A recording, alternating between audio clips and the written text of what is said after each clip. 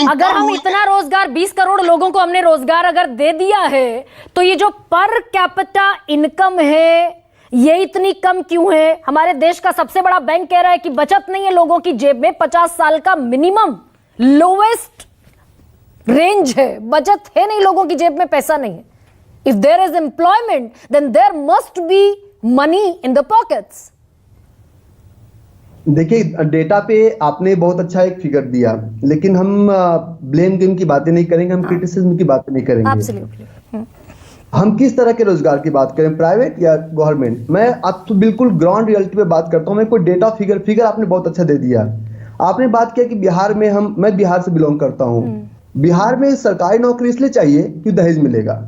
Education system में आप उन युवाओं की बात करें, देखिए, हम बदलेंगे जग बदलेगा, हम सुधरेंगे जग सुधरेगा। हम उन युवाओं की बात कर रहे हैं। हमारे खुद पिताजी जब 10th का एग्जाम पास करने गए तो 4 लोग चिट पहुंचाने गए। अब आप चाहते हैं कि हम टैलेंटेड बन के आगे देश में अच्छे भविष्य का निर्माण करें? जिस समाज में दहेज के लिए बच्चों को पढ़ाया जा रहा है, क्या एक आदमी पूरे देश को बदल सकता है? एक सरकार सबको रोजगार दे सकती है? हम कहां हैं? एक बहुत ही अच्छे बड़े न्यूज़पेपर का एक रिपोर्ट था 31 मार्च 2024 का। उन्होंने ये साफ लिखा है कि 80% जो इंजीनियर हैं, जो बीई बीटेक किए हुए हैं, उनके पास टैलेंट की कमी है, तो रोजगार की कमी नहीं है। अगर हम देखें रोजगार की बात करें तो ग्लोबल लेवल पे रोजगार है। डिमोनेटाइजेशन से हम फिजिकल से डिजिटल की तरफ बढ़े, उसके बाद कोरोना का इफेक्ट पूरी दुनिया नहीं, में लेकिन मैं 2 चीजों पर रवि थोड़ा सा इंटरवीन कर रही हूं। आपने कहा सरकारी नौकरी इसलिए लोग करना चाहते हैं, दहेज मिलेगा, ठीक, घर से रिश्ता हो जाएगा। मैं आपकी बात से सहमत हूं, अग्रीमेंट ऑन दैट। लेकिन ये जो गुजरात में हुआ अंकलेश्वर में, ये तो 10 पोस्ट प्राइवेट जॉब के लिए थे, इसमें 1800 लोग पहुंच गए। That was not government opportunity. हाँ, एक बात अलग है कि आप दुनिया के और देशों से अगर भारत की तुलना कर रहे हैं, तो यहाँ पे हमारे बीजेपी के प्रवक्ता तुहिन भाई आलोक भाई पे ब्लेम गेम कर रहे हैं, आलोक भाई तुहिन भाई पे ब्लेम गेम कर रहे हैं। अब एक बात समझिए कि we are the largest population in the world.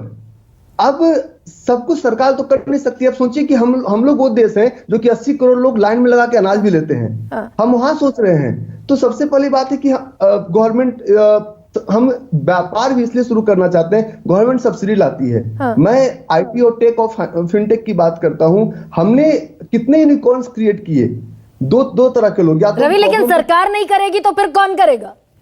वादा कौन करता है अपने मैनिफेस्टो में? सरकार करती है ना। आने वाली या तो ओपोनेंट पार्टी करेगी। भाई, हमारी सरकारें वादा करके आती है इस देश की सत्ता में, आप कह रहे हैं सरकार की जिम्मेदारी नहीं है। देखिए, सरकार तो हर एक ग्राउंड पे जाके काम करेगी नहीं। चाहे हमारे मोदी जी हो, चाहे हमारे राहुल गांधी जी हो, ग्राउंड पे हमें ही डिसीजन लेना पड़ेगा। और आपने ये बोला कि जब बीजेपी कांग्रेस की सरकार थी तब भी हमारा बेरोजगारी था 10 पॉइंट समथिंग था।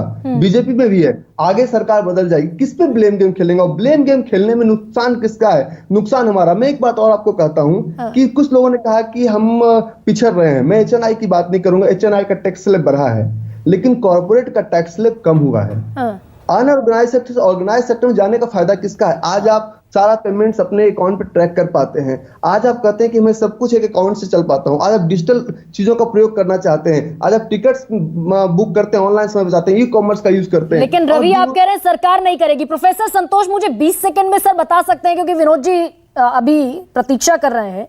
सरकार अगर नहीं करेगी तो हमारे दिमाग में ये डिलेमा है क्या कि सरकार करेगी? बनाना है, सरकार चीजों को इम्प्लीमेंट। रवि, एक सेकंड। प्रोफेसर संतोष, सरकार नहीं तो कौन करेगा? आपका सवाल बहुत वाजिब है। इसमें कोई दो राय नहीं है कि सरकार की 2 प्रकार की जिम्मेदारी है रोजगार के बारे में।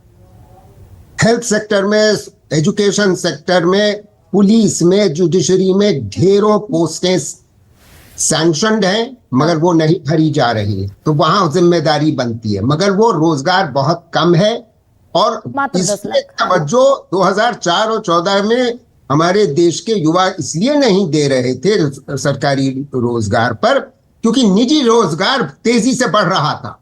75 लाख रोजगार हर साल पैदा हो रहा था, जो अभी इससे पहले आंकड़े तुहिन जी ने बताए वो गलत सलत आंकड़े थे।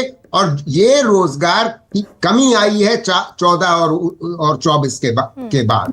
इसमें कोई दो राय नहीं है कि जो ग्रोथ रेट घटी उसकी वजह से रोजगार की उत्पत्ति में कमी आई है। ठीक है सर, और ठीक है। हमारे देश के युवा और पढ़े लिखे जा रहे हैं, वो भी बात सही है। हाँ। तो रोजगार की कमी है, हाँ, रोजगार स्किल्स की कमी है नहीं विनोद जी।